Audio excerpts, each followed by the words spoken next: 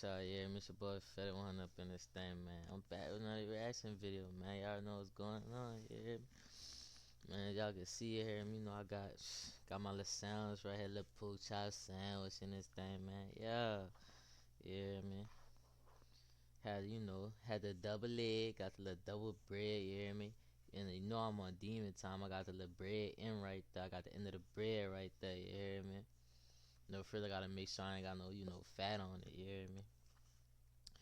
Quick little funny fun fact, little funny story, you hear me? Man, I was like a little baby.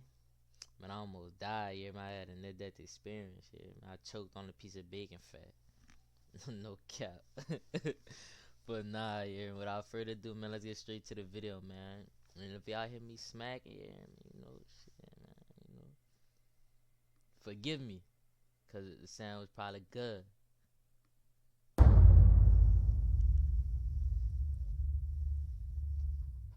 Do you feel like it's gatekeepers in hip hop? Gatekeepers in the music industry. Yeah. Yeah, depending on what part of the industry you're trying to get access to, there's gatekeepers. So if you're trying to get signed to a major label, there's gatekeepers. If you're trying to get on certain media platforms to get interviewed, there's gatekeepers. If you're trying to get on the mainstream radio, you heard me, urban radio, there's gatekeepers. Yes. I will say one last thing about gatekeepers. The only true gatekeeper to what's meant for you in this world is God and your level of integrity. That's the only two gatekeepers, because what's meant for you and what you want, that's two different things. And a lot of times people end up wanting things that ain't of God. And now if you want something that ain't of God, you got to go through gatekeepers. So I'd rather go through God than go through gatekeepers any day. So all these people, all the times that I have encountered these gatekeepers in the industry and I'm knowing I'm overqualified for something, but I got somebody telling me I'm not good enough, or I'm not enough for this, or I'm not paying enough for that, I had to learn through maturity that that wasn't of God. You feel me? And that's what you got to check. Do you have godly ambition, or do you have selfish ambition?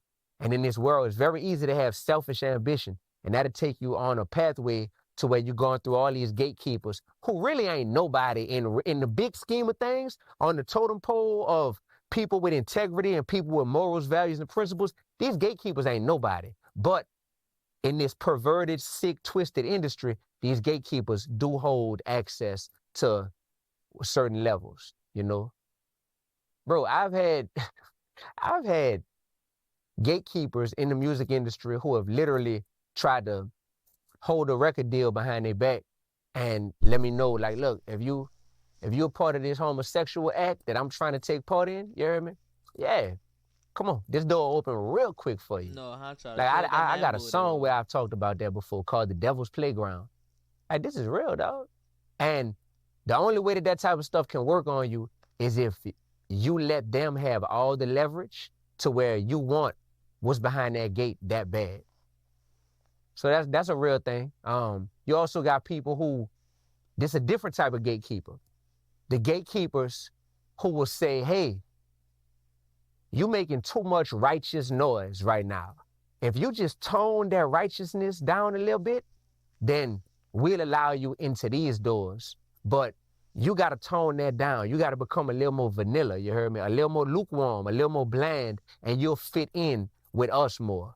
So that's the slick gatekeeping. It ain't telling you to all the way, bend over or open your mouth or something like that. It ain't that, but it's telling you, like, dim your light. And what ends up happening is you got so many people that's like, well, that's not that bad.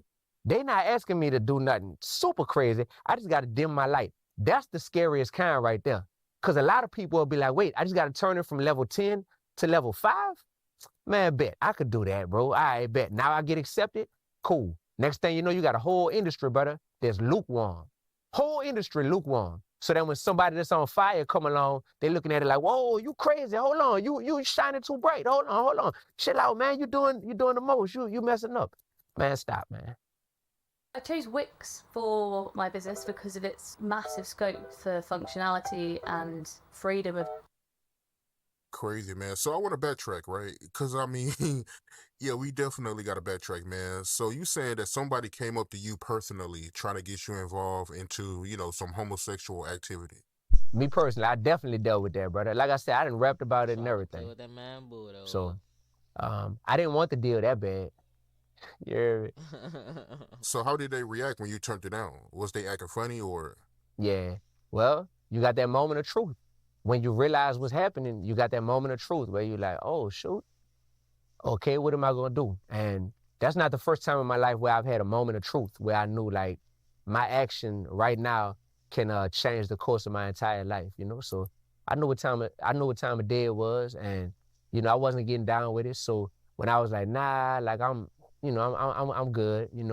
This was at a music video shoot. So when I was like, nah, I'm cool. For the rest of the day, it was like, oh, no more attention from this person. You know what I'm saying? All of a sudden, this person ain't really willing to meet with you or talk to you or even like further the idea of talking about working with you. So once you see that you're getting that cold shoulder, or once I seen that I was getting that cold shoulder, I was like, well, I won't be getting signed today. You hear me? And you got to keep it moving. But man, it feel good, man. It feel good to be able to Hey, facts, like you gotta stand on our 10s, bro. A lot of these, industry dudes ain't finna be standing on our 10s, you hear me? And look, bro, what? Bro, they selling they soul for a bag, bro. Some of these dudes are selling their soul for a bag, bro. And you seeing it right now in today's, like, society, bro. It's just sad, like, nobody don't really, want to stand on our 10s like that, man. For real. They just want everything easy, like they don't want to grind for it. They don't want to get out the mud for it. They want to take the easy way. speak about that and be able to speak like to say like, oh, I preserved my manhood. Like it feel good. It feel real good. Like that's what you call a life defining moment. Yeah, that's wild, man. So when you turned them down, was they in their feelings? Like, was they trying to block you from doing stuff? Like, yo, we're not gonna allow him to do this or do Yeah, that this, boys in or their feelings, man. They want we're that not gonna put man him on this whole. platform. He's not gonna host this. Like, what happened, yeah? I got you.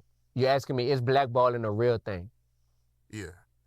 Yes, blackballing is a real thing. Some people in this industry definitely get mad enough at you if you have bruised their ego or if you have um, shown them that you don't need their approval to be successful, then they will definitely do what they can to try to blackball you. Yes. I don't doubt that people have attempted to blackball me.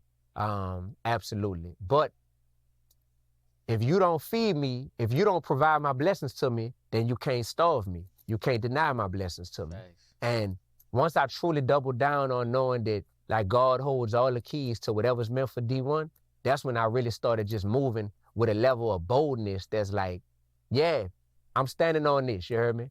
And you might try to have a vendetta against me or whatever, but I guarantee I'm going to exceed anything that you could have did for me. And then I'm going to look down at you. And you're going to be like, oh, shoot, how you got up there? Because that's the only one I submit to is up there. You heard me?